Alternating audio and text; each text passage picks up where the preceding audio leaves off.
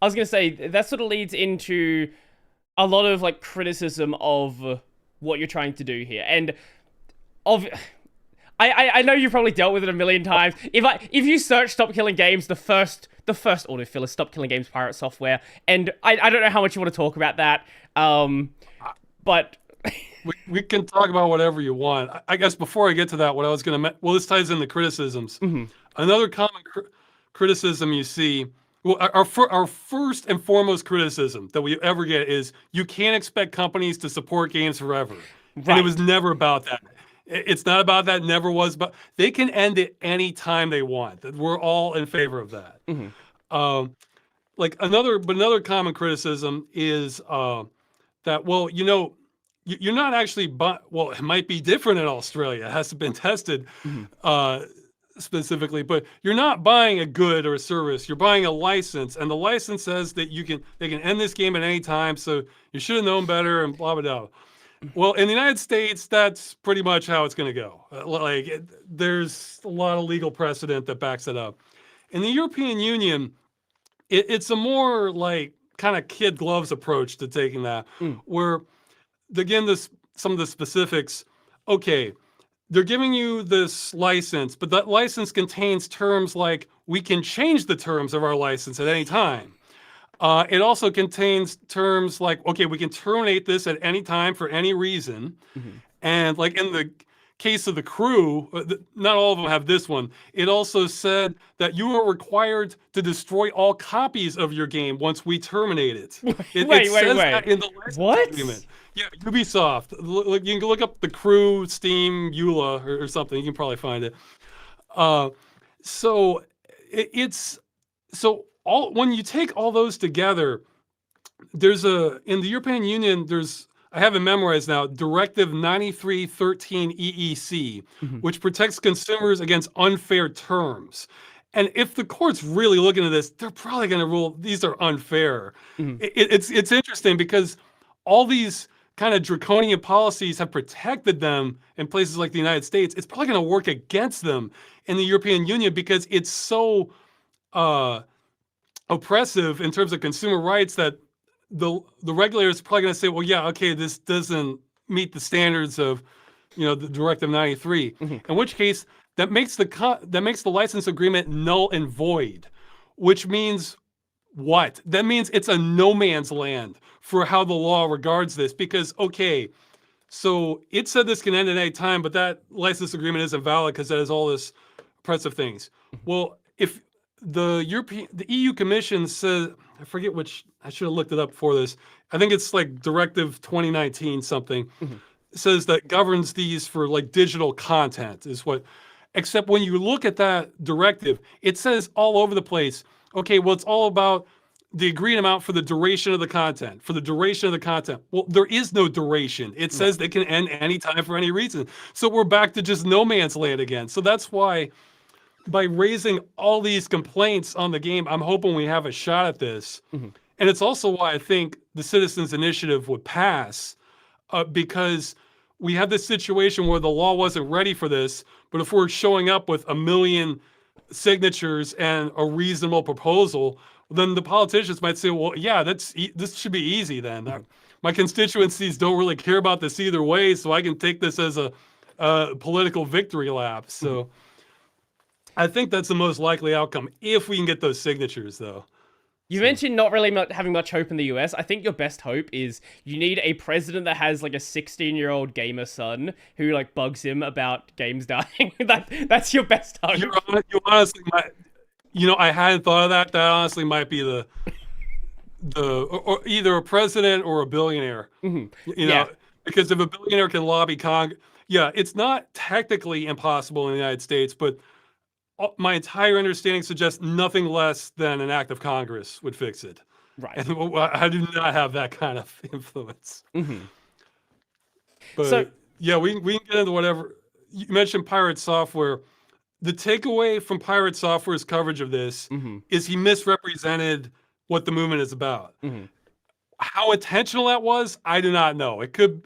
See, so that's the thing. His biggest video on it, that's his third video. He deleted the previous coverage he did on it. Mm. He actually responded to a reply I gave to him where he was saying stuff like, well, I was talking about us trying to solve the problem. He's saying there is no problem, or games do not need saving. I'm pretty sure that's a direct quote from him. Hmm. Uh, and he's saying he sees it as all as well. Now, I think he deleted his videos because he thought, well, maybe that's not going to win over people as much as trying to dress it up as something it's not. Hmm. But it's unfortunate. I offered to talk with him about it. So, I mean, if you hate the initiative, you hate it, but at least hate it for what it is. Right. Let's be honest about what we're asking for. Well, I didn't understand. Like, I remember in one of the videos or in a clip, he said he just didn't want to talk, which that doesn't really make any sense. Like, if you're so confident in the stance you have, why would you not want to discuss the topic like that? I don't really get that. Well, the reason he gave felt kind of cheap to me. Where in it, I made like in my promotional video, I made kind of a half joke, talking about how again, politicians generally don't care about video games. We'd be paving a path for them on this. Mhm. Uh, uh, Look, this happens in politics. This is a distraction. This is a diversion from more serious issues that they may not want to deal with, like let's say immigration policy or Right. ending a war or stuff that's like this is muddy and it makes us look bad. Whereas video games, this is easy. Like yeah, let's. Right. Right. Right. Like, I think in U.S. Congress, there's been cases where there's like some really serious issues going on, so Congress focuses on like maybe ending daylight savings time instead. Right. Something Right. that's like real softball stuff. So he was conflating with us saying, um, with us saying like this could pass, where this should pass because of that. Where Mhm. no, those are not the reasons we're pushing this forward. We're pushing this forward because we care about preservation. This is also a huge consumer rights issue. And from my perspective, this is the sane solution to it. Mhm. Now, once you get into the world of politics, good things do not always happen for good reasons. Mhm. They happen because of all sorts of factors, many of them very petty or Machiavellian or whatever. So, what I was trying to do there was kind of appeal to the doomers in the audience, saying, "Well, this is never going to pass because pass because nothing ever happens." So I'm Right. saying, no, there actually is an opening here. That's what I was, because what I didn't want people, the people I was really trying to draw on that Mhm. are the people who kind of rightfully think that anything good happening for gamers on a legal level just is never going to happen because companies have too much power. A lot of that's well founded.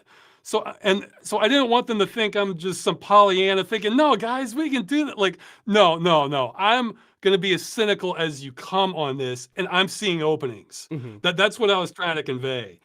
So, and I don't know what went on in his head, but yeah, I it wasn't. It was frustrating. I mean, it's like, yeah, okay, great. The loudest megaphone out there on this is just Mhm. misrepresenting what it is. But I guess the only upside to this is one of the initiative members said, "Well, he read straight from the initiative on the video, so that's he considered that a win." So that is a positive to this. But Yeah. Whilst that is it annoying, go on. I was gonna say it did. I don't know if it was coincidental or not, but the momentum did kind of get killed after that. So we're still picking up the pieces. Mhm.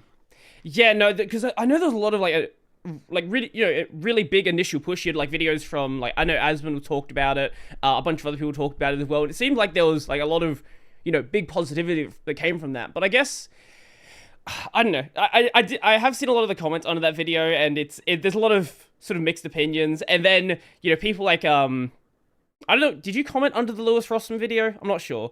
I know people. Yeah, I did. I know people like that Well, have like talked about it in response. Like Josh Strife Hayes has talked about it as well. yeah, And yeah. Hey, if you think I'm too biased, watch the Lewis Rossman video where it says like, what was it say? His response to Pirate Software's harsh criticism or Mhm. something like that in the Yeah. title. He will give, in my opinion, he was too generous, but he gives, I think he understood it like 99% Mhm. and gives a very even take. So if you're coming at this from a developer standpoint and you think this is going too far, I think he represents all the concerns of that. And Mhm. I agree with what he was saying, but he also represents what we're trying to do. Mhm. So he was surprisingly just like on the money on that one. I wish all the analysis was that good. Yeah, no, I really like Lewis. He does a really good job. Not just in that, just pretty much most of the stuff he does. He's always made great videos. But yeah, if you're looking for, if you want a very good both sides impression, I think he has the best one. So. So, a term that you keep using is reasonably playable state. And the criticism I often see is, well, how could an MMO be in a reasonably playable state if if it's being hosted as a private server and it has 3 players? And Well, okay, I was hoping more common sense would prevail there. We're talking about we're talking about the software itself being a reasonably playable state. Obviously, if a game isn't as popular and doesn't have thousands of people playing, and it really is just 3 people, that's not something the law should control. That's just the passage of time and organic popularity. So yes, we're talking about the software being in a reasonably playable state. So yeah, anytime you talk about anything like this, there's going to be people that either intentionally misunderstand it or just I don't know. I actually wish I knew. Maybe look, I'm sure you can come up with some choice words to say about some people. I've been trying to like raise the alarm on this issue for about 10 years. It's only last year that I finally saw an opening and it just charged for the door on it. And we're seeing how it goes. I think a good question. I've heard. Go on. I was gonna say I've heard practically every argument you could think of. Sure. Occasionally there'll be ones I've never heard of before, but they're gonna be very kind of esoteric ones. So. Right, it'll be like, well, what about this specific game that came out 15 years ago with this specific weird model that's not exactly like anything else? No, not even that. Okay. No, the one that got me flat-footed in another interview was, well, what if we got rid of EULAs? User license agreement. I was thinking, wow, well, okay. My brain had not gone there, I admit.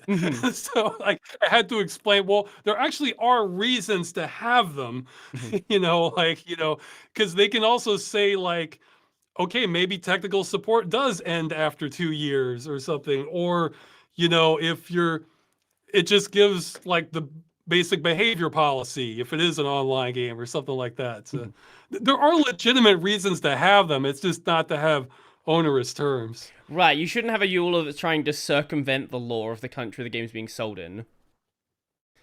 Or in some cases, there just not being a law there to deal with the problem, which is the kind of the state we're in. I'm honestly, in my mind, it's almost all working backwards from the conclusion, which is let's not destroy games forever. And so I work back, okay, well, what's the most practical way of getting there? Okay, it's more as a consumer issue rather than a preservation issue because of that, how the law is. So that's where I'm coming from. My mind, it's just working backwards from that conclusion. Like, how do we not stop destroying games?